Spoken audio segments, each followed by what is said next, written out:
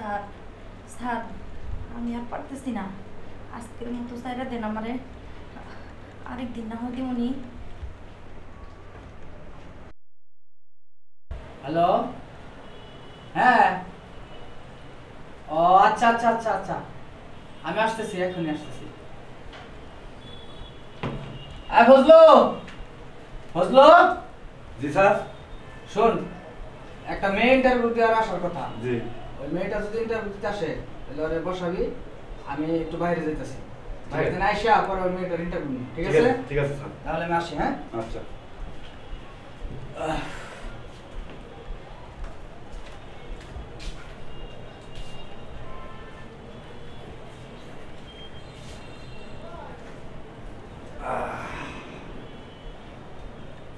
কবে মানে এরকম একটা চেয়ার আমার হবে? কই স্যারে বলে গেল একটা মেয়ে আসবো, এখন তো আসতেছে না। স্যার আবার কখন চলে যায়?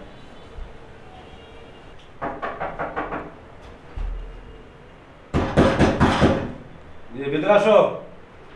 স্যার আসতে পারি? হ্যাঁ আসো।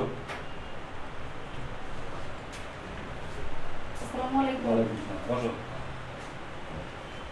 তোমার নাম কি? স্যার রুমিন আফরিন। ও স্যার তো তোমার কথা আমাকে বলে গেছে। স্যার তো আসতে একটু সময় লাগবো, দেখি তোমার ভাইটা।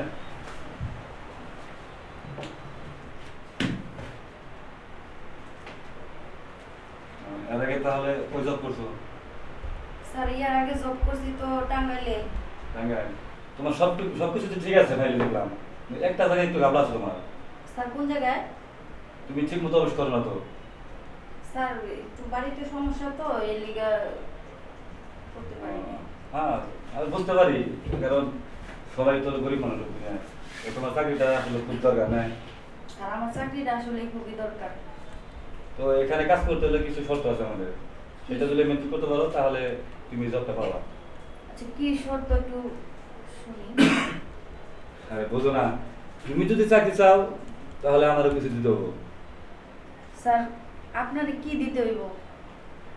বুঝোই তো, এখনকার যুগ, বুঝো না, বুঝতে পারো না? তার আগে কাজ করছো অবশ্যই কিছু বুঝো। বুঝি বলতে আমি তো কোনো ঘুষ টুস দিয়ে চাকরি নেই নাই, এখন আপনার এই জায়গায় ঘুষ যদি দিতে হয় তাহলে তো। হার পাগল না, তোমার টাকা দিতে হবে না। আরে স্যার আপনি আমার হাত। আরে সমস্যা নাই, স্যার আসবো না। আমি যদি গেলে তোমার ফাইলটা পাস করে দেই, স্যার আর কোনো কিছু বলবো, তোমার চাকরি এমনি হয়ে যাবো। তাছাড়া তোমার কাছে যা আছে 10 কোটি টাকার সম্পদ আছে, তোমার টাকা লাগবে কেন? তুমি শুধু আমার দিকে একটু সুনজরে তাকাও, তাহলে তোমার চাকরি টেনশন হয়ে যাবো। এখন তুমি দেখো কি করবা। আমি আমি চিনি তোমাদের মেয়ে মতো মেয়েদের, আমি অনেক চিনি, আমি অনেক দেখছি, প্রায় 10 বছর হয়ে গেল অফিসে আছি আমি। আচ্ছা ঠিক আছে। তাহলে তো শোনো, স্যারকে কিন্তু কখনো বলো না যে স্যার আসার আগে একদম ইন্টারভিউ দিয়েছি, তারপরে আমি স্যারের যা বলে দেবো, স্যার সেটা তোমার ফাইল দেখবো না, তোমার চাকরি হয়ে যাবে। স্যার আমার চাকরি কি কনফার্ম হবো? আরে বাবা 100% চাকরি হবে না মানে? স্যার আমার কথা উঠে আর বসে। আমি আচ্ছা ঠিক আছে। স্যারের অ্যাসিস্ট্যান্ট, ঠিক আছে, স্যারের সব ব্যবসা বাণিজ্য সব কিছু আমি সামলাই। আর তুমি যেহেতু আসো, তোমার চাকরি, তোমার স্যালারি তো অবশ্যই 10,000 টাকা 20,000 টাকা হয়ে যাবে আমি যদি বলি। আর তুমি যদি চাও আমার বেতন থেকে আমি তোমার কিছু দিতে পারি। আচ্ছা আপনি যেহেতু বলতেছেন যদি কাল আমার 20,000 টাকা বেতন হয়, হ্যাঁ তাইলে আমার মোটামুটি সংসার চলবো। হ্যাঁ তাহলে কাজ কি এ জায়গায় হইব? হ্যাঁ, এই অবশ্যই তোমার কাজ। ও, আচ্ছা ঠিক আছে। শোনো, স্যার আবার চলে আসবো, আশা করি তুমি অনেক বুদ্ধিমতী, তোমার তো কিছু বলতে হবো না। আমি কি চাইতেছি তুমি বুঝতে পারতেছো না? আচ্ছা আর তো এই জায়গায় তো আর ওইরকম তো পরিবেশ নাই, এই জায়গায় আসো করি। হ্যাঁ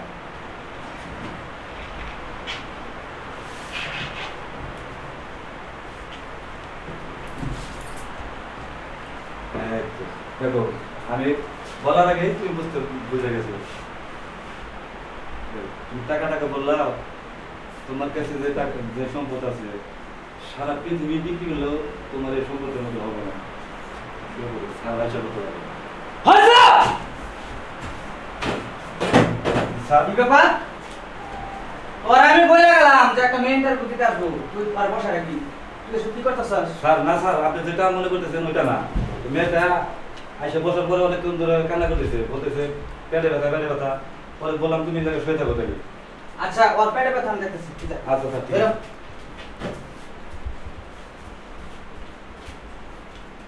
আয় বসো বলো তোমার কি সমস্যা স্যার আমি তো আসছিলাম এই জায়গায় ইন্টারভিউ দেওয়ার জন্য, তো উনি তো আমার কাগজপাতি ফাইল টাইল সব কিছু দেখছে। এবং উনি আমার যে প্রস্তাবটা দিয়েছে এই প্রস্তাবে যদি রাজি না হইতাম তাহলে তো আর আমার চাকরিটা হইতো না।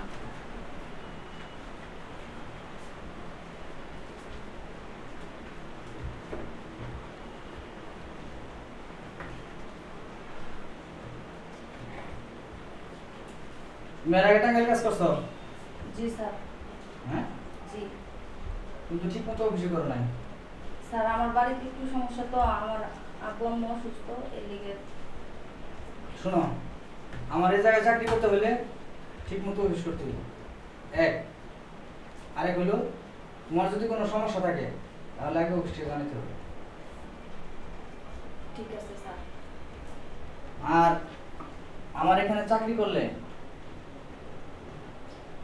কিভাবে বলতে বলি এইদিকে কাছে এসে বসো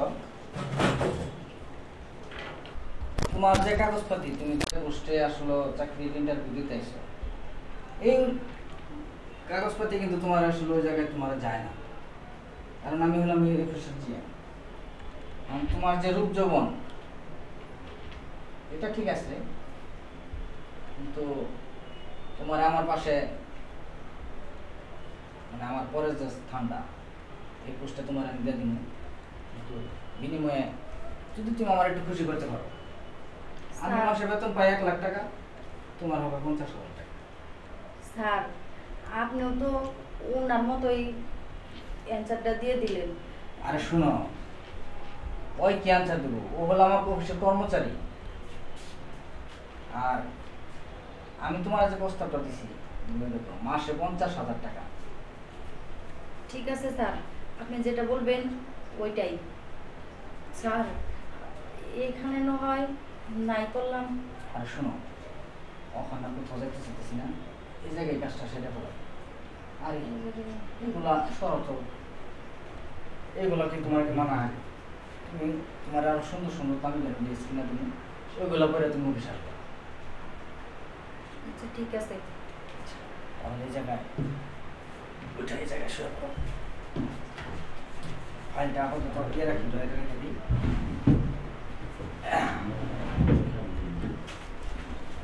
আসো, আসো।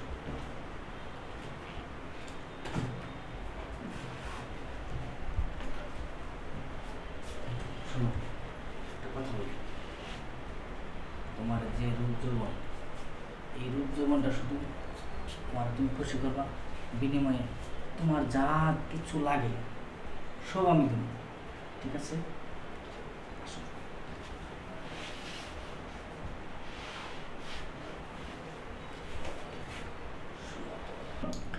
স্যার স্যার আমি আর পারতেছি না, আজকের মতো স্যারা দেন আমারে, আরেকদিন না হয় উনি।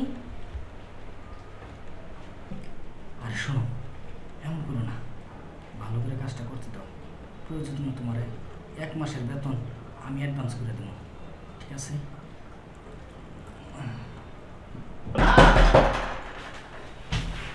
আরে তুই এখানে এটা দাদা দেওয়া ছিলাম, হ্যাঁ দাদা দেওয়া ছিলাম। তুই জাল করে তুই এই জায়গায় কে? আমি অভিটা কাম করবো না, হ্যাঁ কাম করবো না। অফিসে কাম করবি না কে? না আপনি দাঁড়িয়ে যেতাম, তারপরে আরো কাম করবো অভিতে। আরে শুন তুই যা দেখছস এগুলো কারো করবি না, না হয়তো আমি তো মনে অভিতে কাম করবি না তুই। না। কে কি না। সমস্যা কো? আমি তো দাদা যা। তাহলে শুন আমি যে ইন্টারভিউ নিলাম এখন ইন্টারভিউ তুই নে, কিন্তু দাবি কথা মানুষের কইস না। পারবো না আমি, আরে পারবি না মানে দেখ নিলে কিন্তু তোর সাকসেস থাকবে না। যা।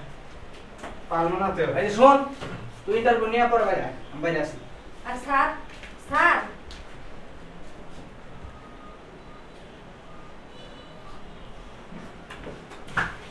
আয়, তোর হাতে ইন্টারভিউ দিব।